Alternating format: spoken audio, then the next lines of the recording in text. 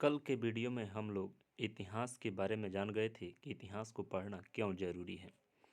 आज हम यह जानेंगे कि आखिर मान लीजिए एक नया क्वेश्चन बन जाता है कि इतिहास ठीक है हमने पढ़ा और पढ़ते हैं, कैसे पता करेंगे कि यह कितना साल पुराना है। ऐसे भी तो हो सकता है कि यह नया पर बना दिया गया हो। तो इसकी गणना हम किस तरह करेंगे और इतिहास की जानकारी हम किस आधार पर करेंगे। कैसे हम पता करेंगे जो पहले कैसे रीति रिवाज था, कैसे राजा लोग रहते थे, किस तरह लड़ते थे, कैसे हमारा समाज बना। इसके बारे में जानकारी के लिए हम इतिहास के सोर्स के बारे में जानेंगे, तब जाकर इतिहास का अध्ययन आसानी से कर सकेंगे। अब देखेंगे इसके सोर्स के बारे में। देखिएगा, सबसे पहले जो है, किसी भी चीज़ की उम्र निर्धारित करने के लिए दो विधियां हैं। एक जिसमें कार्बन हो, सभी चीज़ों में कार्बन पाया जाता है, तो कार्बन जिसमें होता है उसको हम कार्बन डेटिंग विधि से ज्ञात कर सकते हैं। सबसे पहले यह समझेंगे कार्बन डेटिंग विधि क्या होता है। सभी सजीवों में कार्बन होता है, यह बात हम जानते हैं, ठीक है।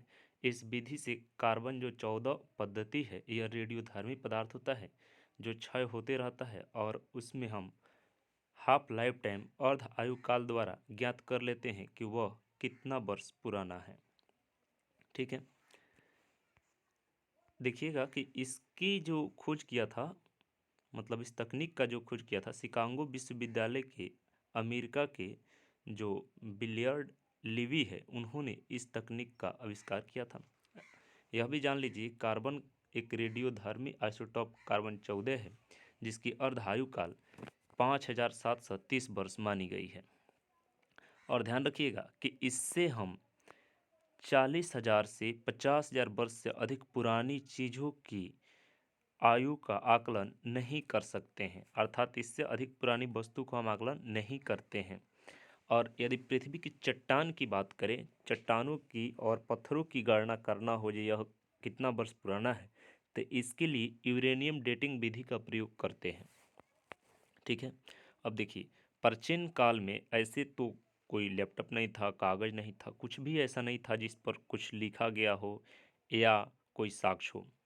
तो उस समय ताड़पत्रों और भोजपत्रों तथा स्तंभ लेखों पर भी कुछ लेख लिखे गए हैं, जो कि आज मान लीजिए कि संस्कृत भाषा अब भी है, पहले भी था, तो उसको तो पढ़ सकते हैं। कुछ ऐसे भी लैंग्वेज है और कुछ लिपियां हैं जिसे हम पढ़ नहीं सकते हैं, ठीक है। तो इतिहास के जानने के दो आधार है, एक साहित्यिक स्रोत और दूसरा है पुरातात्विक स्रोत, ठीक है। तब इसके बारे में देखिए, इतिहास के अगर सोर्स की वर्गीकरण करें तो यह दो टाइप के होते हैं, पुरातात्विक सोर्स और एक है साहित्यिक सोर्स। पुरातात्विक स्रोत में आता है अभिलेख, स्मारक, सिक्के, मूर्तियाँ और चित्रकला, ठीक है। ये सभी हम खुदाई करते हैं तो इससे हमें बहुत सारे चीज़ मिलती है, या पृथ्वी के ऊपर भी बहुत सारे स्मारक मिलते हैं जैसे कि ताजमहल, ठीक है, बहुत सारे मंदिर, मूर्ति। यह इसकी जांच जो है यूरेनियम या कार्बन डेटिंग द्वारा कर लेते हैं। फिर आता है साहित्यिक सोर्स। साहित्यिक सोर्स का अर्थ हुआ कि यह बुकों में लिखा गया है। अब यह दो टाइप के होता है, भारतीय साहित्य और विदेशी साहित्य, ठीक है। भारतीय साहित्य में यह तीन टाइप के हो जाते हैं, एक धार्मिक साहित्य, दूसरा धर्मनिरपेक्ष और तीसरा संगम साहित्य जो कि दक्षिण भारत में होता है, ठीक है। इससे दक्षिण भारत के बारे में जानकारी मिलती है। धार्मिक साहित्य भी तीन टाइप के हो जाते हैं। प्राचीन भारत की केवल बात कर रहे हैं, अभी मध्यकालीन की बात नहीं कर रहे हैं, ठीक है। तो इसमें आता है ब्राह्मण साहित्य, दूसरा है बौद्ध साहित्य और तीसरा जैन साहित्य, ठीक है। ब्राह्मण साहित्य के भी बहुत सारे बुक मिलते हैं हमें, जैसे वेद, वेद चार है, ऋग्वेद, यजुर्वेद, सामवेद, अथर्ववेद।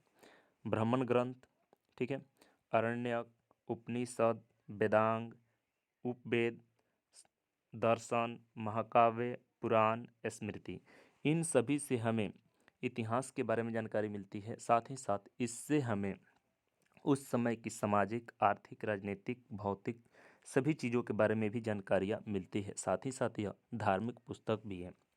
उसी तरह बौद्ध ग्रंथ सुत्त पिटक, विनय पिटक, अभिधम पिटक, मिलिंद प्रहो, बुद्ध चरित, इन सभी बुक से हमें इस सब की तुलना करके हम इतिहास का अध्ययन करते हैं। जैन साहित्य में भी मिलते हैं, ठीक है। धर्मनिरपेक्ष पे आता है कौटिल्य का अर्थशास्त्र, जिससे मौर्य काल की जानकारी मिलती है। कड़हन की राजतरंगिणी, जिससे कश्मीर के इतिहास के बारे में जानकारी मिलती है। पाणिनि का अष्टाध्यायी, जो व्याकरण के बुक होते हुए भी इतिहास के बारे में जानकारी मिलती है। कालिदास का अभिज्ञान शकुंतलम, ठीक है, कादम्बरी। उसी तरह से अब विदेशी साहित्य के बारे में यदि अध्ययन करें तो इसमें बहुत सारे लेखक और विदेशी यात्री हमारे देश में आए हैं, जिन्होंने बहुत सारे बुक लिखे हैं, जैसे मेगास्थनीज, ठीक है, जो चंद्रगुप्त मौर्य के दरबार में आया था। टॉलमी, हेरोडोटस, निर्याकस, ठीक है। चीनी यात्री में भी हुएनसांग, फयान, और अरब यात्री भी आए हैं, जैसे अलबुर्नी, अलमस्दी, मार्को पोलो इत्यादि, ठीक है। अब थोड़ा थोड़ा करके इन सब के बारे में हम देख लेते हैं, ठीक है। प्राचीन भारत के अधिकतर अभिलेख जो है वह पाषाण अर्थात पत्थर शिलाओं, स्तंभों जैसे अशोक स्तंभ जो है, ताम्रपत्र, दीवार और प्रतिमाओं पर लिखा गया है, विकृत किया गया है। सबसे प्राचीन अभिलेख मध्य एशिया के बोगजकोई नामक स्थान से प्राप्त हुए हैं, जो लगभग 1400 ईस्वी पूर्व में मिले। इस अभिलेख में इंद्र, मित्र, वरुण, नत्स आदि देवताओं का नाम उल्लेख है। कुछ अभिलेख को हम याद कर लेते हैं जो कुछ शासक और उस विषय से संबंधित है। जैसे हाथी गुफा अभिलेख खारवेल शासक से संबंधित है, यह खारवेल की शासन प्रणाली के बारे में वर्णन करता है। जूनागढ़ अभिलेख जो रुद्रदामन से है उनके बारे में बताता है। इसके बाद है नासिक का जो गौतमी बलश्री के बारे में बताता है, ठीक है। उसके बाद है प्रयाग स्तंभ लेख जो समुद्रगुप्त से संबंधित है, समुद्रगुप्त के विजय के बारे में इसमें वर्णन किया गया है। एहोल अभिलेख पुलकेशन द्वितीय से है और हर्ष और पुलकेशन द्वितीय के युद्ध का वर्णन मिलता है। भीतरी स्तंभ लेख स्कंदगुप्त से है। मंसदौर अभिलेख मालवा नरेश यशोवर्मन से है, ठीक है। तो इन अभिलेखों से हमें यह इतिहास के बारे में जानकारी मिलती है और राजाओं के बारे में भी जानकारी मिलती है, ठीक है। यह जो हुआ पुरातात्विक साक्ष्य हुआ। अब साहित्यिक साक्ष्य, पुरातात्विक में सिक्के भी मिलते हैं। जैसे सिक्कों के अध्ययन को हम याद रखिएगा न्यूमिस्मेटिक्स कहते हैं, और पहले जो सिक्का होता था उस पर ठप्पा मार करके बनाया जाता था, लेकिन बाद में इसमें बहुत सारे चिन्ह भी मिले हैं, तिथियाँ भी मिली हैं, देवताओं के नाम और राजाओं के नाम भी मिले हैं। इससे हमें ज्ञात होता है कि यह सिक्का कितना वर्ष पुराना है और किन राजाओं के हैं, ठीक है। और उस पर बहुत सारे चिन्ह जो है ये जैसे पेड़, मछली, सांड, अर्धचंद्र इत्यादि का उल्लेख है। अब आते हैं साहित्यिक स्रोत में। साहित्यिक स्रोत में सबसे पहला आता है वेद, ठीक है। वेद 4 है और इसके भी उपवेद है। जैसे ऋग्वेद के उपवेद हुआ आयुर्वेद, और इसके ब्राह्मण ग्रंथ है, ऋग्वेद के ब्राह्मण ग्रंथ है त्रैकौत्सकी। उसी तरह यजुर्वेद के उपवेद है धनुर्वेद, और ब्राह्मण ग्रंथ है तैत्तिरीय और शतपथ। सामवेद के गंधर्ववेद उपवेद है और इसके ब्राह्मण ग्रंथ है पंचवेद। अथर्ववेद के उपवेद है शिल्पवेद और ब्राह्मण ग्रंथ है गोपथ, ठीक है। और आयुर्वेद के जो मतलब हम जनक माने जाते हैं, धन्वंतरी को मानते हैं, उसी तरह से धनुर्वेद के विश्वामित्र और गंधर्ववेद के नारद मुनि तथा शिल्पवेद के विश्वकर्मा। उसके बाद आता है वेदांग। वेदांगों की संख्या 6 है। वेदांग का अर्थ है वेदों के अंग, ठीक है। वेद को यदि पुरुष मान लिया जाए तो उसके नासिक हो जाएगा शिक्षा, हाथ हो जाएगा कल्प, व्याकरण मुख, निरुक्त कान, ज्योतिष आँख और छंद पाद है, ठीक है। उपनिषद, उसके बाद आता है उपनिषद, ठीक है। उपनिषद भी प्रमुख धर्म ग्रंथ है जिससे हमें उस समय की सामाजिक व्यवस्था के बारे में वर्णन मिलता है। उपनिषदों की संख्या 108 है। उसके बाद आता है पुराण, ठीक है। पुराण से हमें ईश्वर के स्वरूपों का वर्णन मिलता है, उसकी लीलाओं का वर्णन मिलता है, साथ ही साथ राजाओं के और बहुत सारे राज्यों के बारे में भी हमें जानकारी मिलती है तथा उस समय की शासन व्यवस्था के बारे में भी जानकारियाँ मिलती हैं। इन सभी ग्रंथों में सामाजिक आर्थिक के साथ साथ सौरमंडल के कुछ वर्ण जैसे ऋग्वेद है, इन सबों में सौरमंडल जैसे सूर्य, अग्नि, वायु और जो ग्रहों के बारे में भी जानकारियाँ मिलती हैं तथा साथ ही भारत, इसके इसके नदियाँ, यहाँ पर बहने वाली प्रमुख नदियों के बारे में भी वर्णन किया गया है, ठीक है। उसके बाद आता है दर्शन। दर्शन जो है 6 है, उनके जो रचयिता है सामने लिख दिया गया है। यह 2 टाइप का होता है, आस्तिक जो आस्था रखते हैं, जो ईश्वर में विश्वास रखते हैं, तो उस आधार पर जो है दर्शन 6 है, और जो नास्तिक जो नहीं मानते हैं उनके आधार पर यह 3 है, जैन, बौद्ध और चवार्क, ठीक है। उसी तरह से ब्राह्मण साहित्य के अलावा जैन ग्रंथ भी है, जिसमें सबसे प्रमुख है आगम, ठीक है।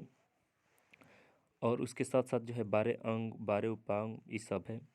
त्रिपिटक, यह बौद्धों का सबसे प्राचीन ग्रंथ है, इससे भी हमें जानकारी मिलती है। इसमें 3 प्रमुख है, सुत्त पिटक, विनय पिटक, अभिधम पिटक, ठीक है।